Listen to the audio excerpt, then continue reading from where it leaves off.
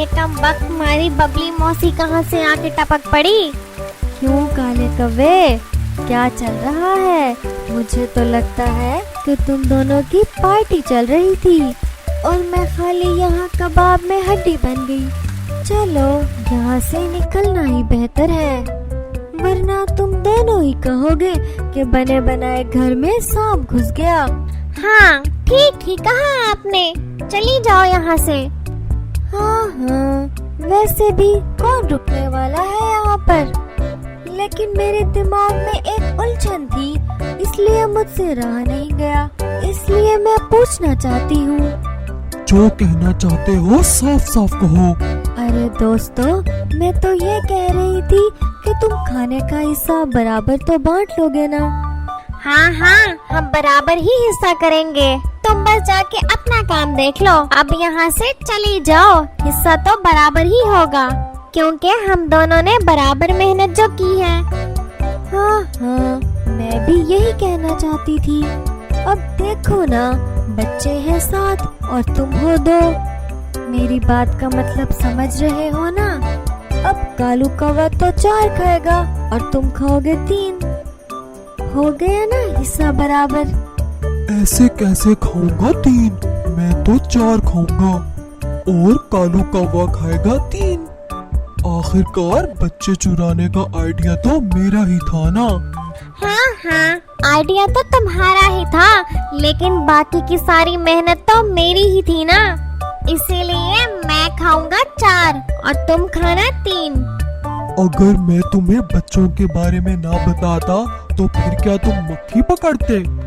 इसीलिए मैं खाऊंगा 4 और तुम खाना 3। अरे चील भाई, पर तुमसे ज्यादा मेहनत तो कालू कौवे ने की है और इसीलिए ज्यादा हिस्सा भी उसी को मिलना चाहिए। मुझे पता था कि तुम उसी की ही साइड लोगे। आखिर तुम्हारा भाई जो है। अब तुम दोनों मुझे गुस्सा दिला रहे हो और अगर मेरा दिमाग घूम गया तो सारे बच्चे मैं अकेले ही खा जाऊंगा और तुम्हें इन्हें सूंघने तक नहीं दूंगा। बबली मौसी उन दोनों को अपनी बातों में फंसा रही थी। तब तक मटकी चिड़िया ने इधर राजा को सारी बात बता दी। राजा जी जल्दी से अपने सिपाही लेकर मटकी चिड़िया के पीछे निकल पड़े। आखिर कालू कौवा एक कौवा ही था और उसे बबली मौसी की बात आहिस्ता आहिस्ता समझ आ रही थी कि तभी उसने एक तरकीब निकाली। ऐसा झगड़ा करके हमें कुछ भी नहीं मिलने वाला। हम एक काम करते हैं, हम एक बच्चा बबली को दे देंगे और हम दोनों 3-3 बच्चे खा लेंगे। आखिर बबली ने हमें देख जो लिया है और एक बच्चे के बदले हम इसे चुप रहने को बोलेंगे। इस तरह से वो भी खुश और हम भी खुश। अरे हाँ, ये बात पहले मेरे दिमाग में क्यों नहीं आई? हाँ हाँ, दिमाग होगा तो आएगी ना। क्या क्या कहा तुमने? अरे कुछ नहीं कुछ नहीं, मैं तो ये कह रही थी कि एक बच्चे से मेरा क्या होगा, मैं तो सारे बच्चे लूंगी। अरे दिमाग तो ठीक है ना तुम्हारा, ये कैसी बातें कर रही हो? अरे मैं बकवास थोड़ी कर रही हूँ, मैं तो सच बोल रही हूँ। क्या तुम दोनों को अभी तक भी पता नहीं चला कि मैं तुम दोनों को अपनी बातों में फंसा रही हूँ? क्या? तुम क्या बोल रही हो?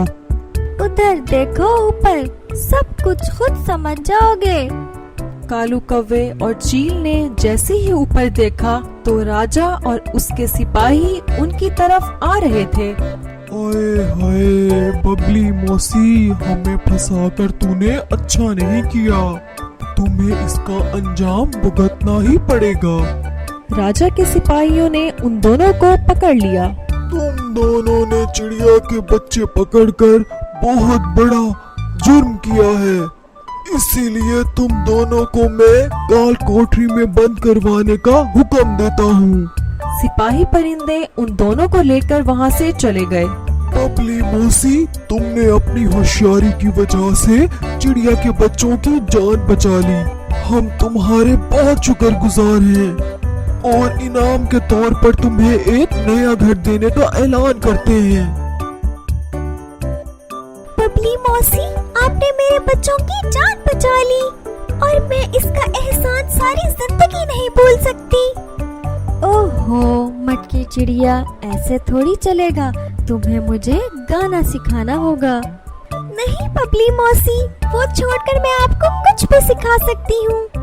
अरे मैं तो मजाक कर रही थी, मैं पहले से एक अच्छी सिंगर जो हूँ।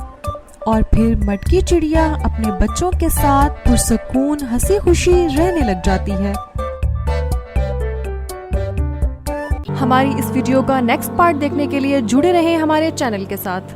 तो हमारे चैनल को लाइक, सब्सक्राइब और बेल आइकन ऑल पे कर दें